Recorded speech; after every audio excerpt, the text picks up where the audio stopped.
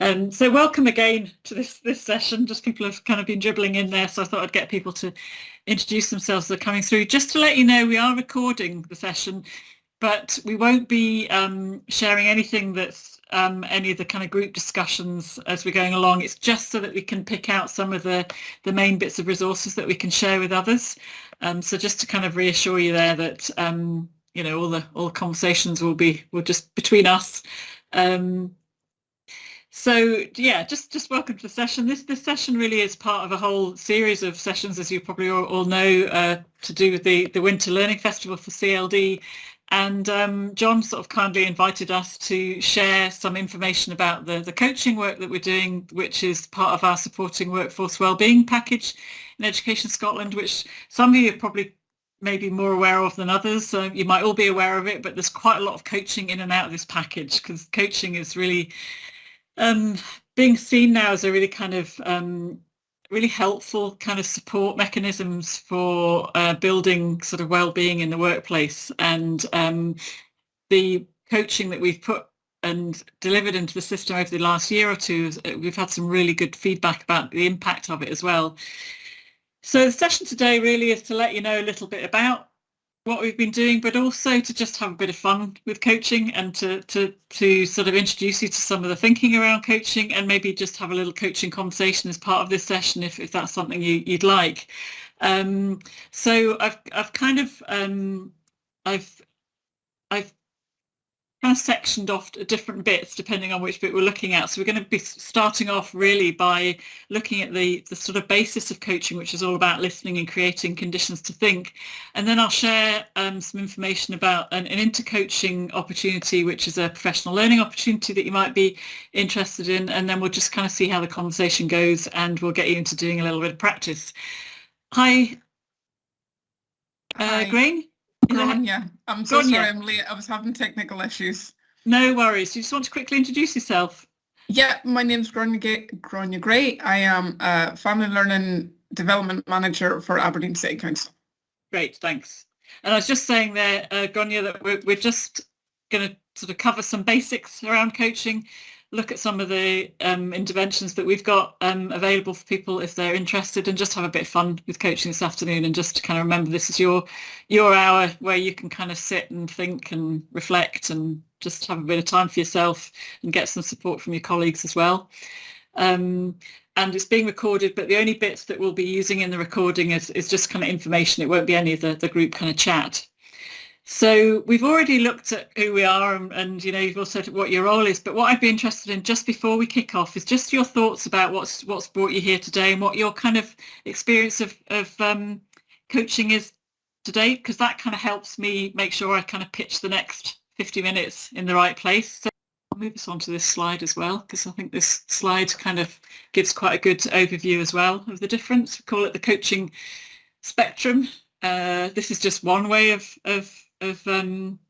highlighting the differences by thinking about it on a kind of spectrum. So there's kind of no right or wrong in this, but generally coaching is a little less directive than mentoring might be. Mentoring is more kind of getting into the sort of problem solving and helping somebody to problem solve from their perspective. So thinking about what they might do in that situation, or what resources they might want to share to help somebody in that situation. And coaching is more the other side of the spectrum, which is more about kind of listening to understand, asking those questions, and enabling that potential from somebody as well. Any thoughts or questions about that, or anybody disagree with that, or think, actually that doesn't fit? It's just quite important to just kind of get that little baseline, and some people, when you get into kind of deeper discussion about this, yeah, you can talk about what is pure coaching for longer, but at the moment we're developing a coaching strategy, and there's a few people in the coaching strategy group who are also mentors, and they don't like the fact the two are separated, and they think it should all be one. So we can get into kind of interesting discussions about that. So anyway, I just wanted to share that as well to get a kind of good basis here. And this is the coaching spectrum expanded. So I'll just leave that with you. We'll give you all these slides at another time so that you can have a think about it as well and have another look. Andy, you mentioned counselling, and I suppose Yeah. so it's good to tease out the difference between coaching and mentoring. But yeah, I suppose for me, there's quite a big difference with counselling, isn't there? Counselling to me is far more maybe something that's a specialist skill done by a professional counsellor, whereas coaching maybe is a set of skills that we can all learn and make use of. Yeah, I think that's a really good point. And one thing that we've done quite a lot of in Education Scotland and across other programmes is to introduce the idea of people to having coaching conversations rather than feeling you have to be a professional coach to have a coaching session. And that's something that we're really trying to really trying to kind of encourage and develop that kind of area of work. But with counselling, obviously, you would need to be a qualified counsellor. You really need to know what you're doing. You're kind of delving into people's past. You need to understand that kind of psychological basis of it, arguably more as well. Although, you know, people who are trained coaches who've been doing it, you know, for a long time are very kind of highly skilled and knowledgeable as well. But there is a kind of distinct difference there. And there's also that kind of therapeutic bit. Sometimes people say, well, counselling is more of a kind of therapy than coaching. And then you might want to say that, well, coaching can be quite therapeutic, but it's not actually a kind of designated recognised therapy. And the other thing about counselling quite often that people sort of bring up is that it's often sort of looking at focusing on the past, which I think you do less of in coaching, but that can happen in coaching as well. Coaching is more kind of future orientated as well. Talk event, and this particular approach fascinated me. So I'm very grateful that you're here today with us to tell us a little bit more about this particular approach. And given that you have 25 years of experience in the leadership field, now I have no doubt you've been exposed to a great number of approaches in both leadership and coaching. Why did you settle on time to think? It came about because I first came across the thinking environment when I was reading somebody else's article about it. And it was really intriguing because it talked about creating conditions for people to think. And a lot of my training had been around some of the feelings that people went through because I was originally a trained therapist. And I'd done some cognitive behavioural training, but there was something about the way the person described their experience of being listened to, which was a very unique experience. So I wanted to delve further, and then I got hooked.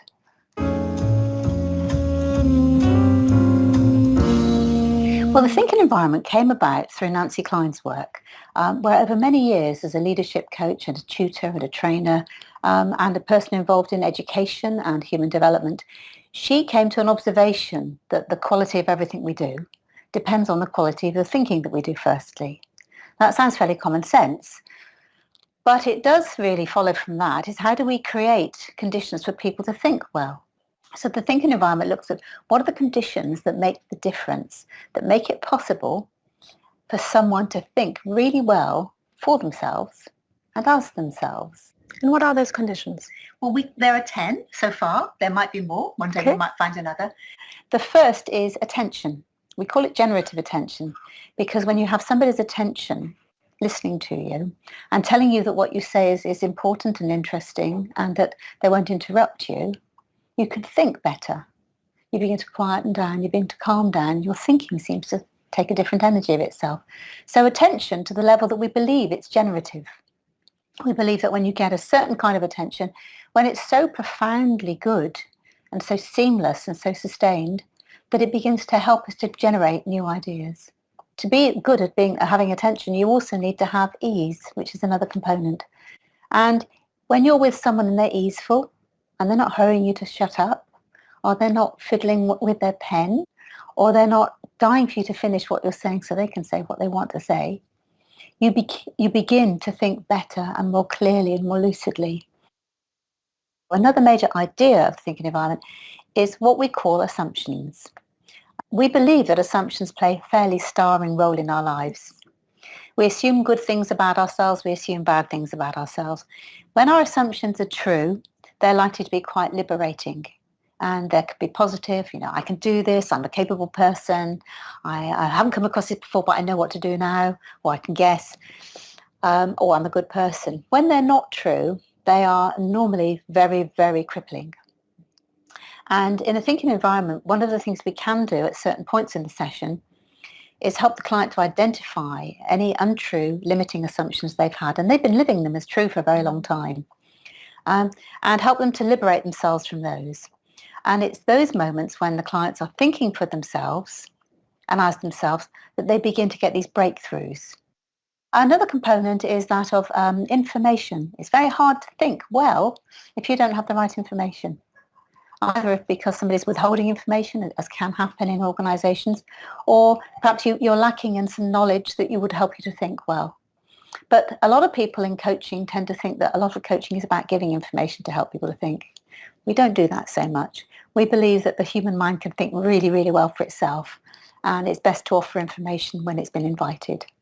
What are the major differences between some of the more traditional coaching approaches? Yes. And I think you've certainly highlighted a major one, whereas a coach, you feel that you're there to ask that incisive question at the right moment that's going to, create an aha moment.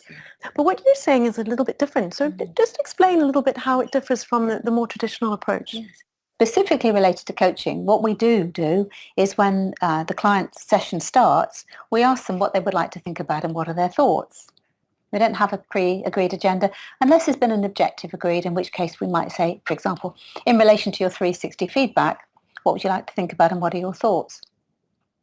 And when we guarantee someone that we won't interrupt them with a question of any kind of interruption, they begin to think for themselves, and sometimes they think out loud, and sometimes they think quietly, and they start to unfold their thinking.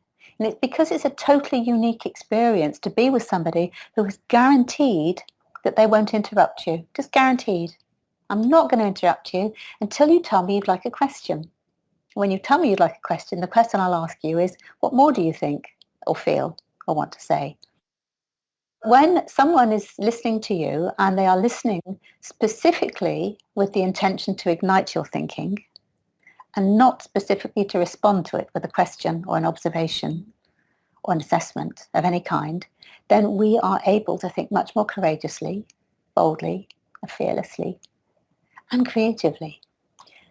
And through that process, people come to the most truly astonishing insights. And that frees you up as a coach to truly listen. Mm-hmm. Yes.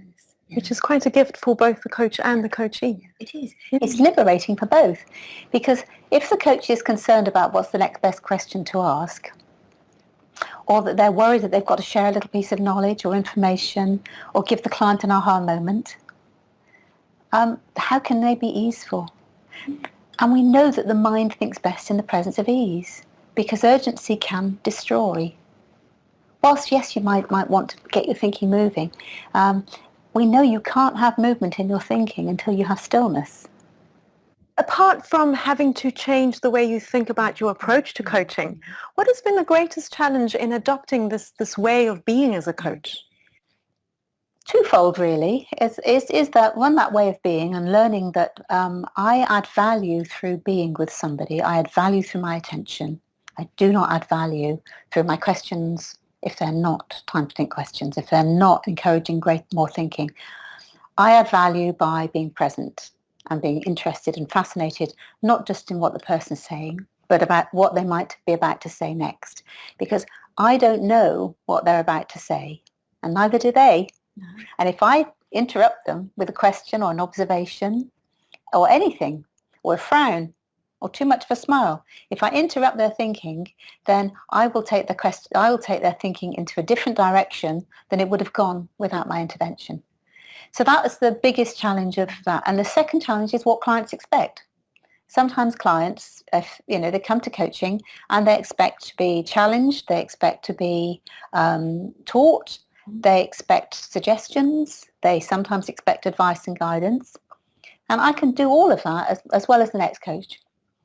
But who else is going to give my client space to think for themselves, as themselves, if I don't? What would you say is the most frequently asked question that you get, sort of top of every coach's mind when they come in and hear about this for the first time? I think the most frequent question is from coaches who say, what if the client doesn't know what they don't know? What if they're missing a vital clue? What if I'm just letting them talk and they're talking and it's hot air? What if they are willfully blind or self-deceptive or in denial? Well, there are two elements to that. One is it really our job to tell people what to think? In fact, there's more than two elements. There's the contract that we have with them. We are here contracted to help you to think for yourself. And if I truly believe that you are in risk of danger or destruction by not knowing something, then I'll maybe stop you and offer it. But if I don't, I'll try and trust the process. In fact, I will trust the process that you will come to your own thinking, and it may not be what I would have thought for you. So we always... I've cut that off a little bit short, but we'll give you these slides so that you can watch the rest of it. But I just wanted to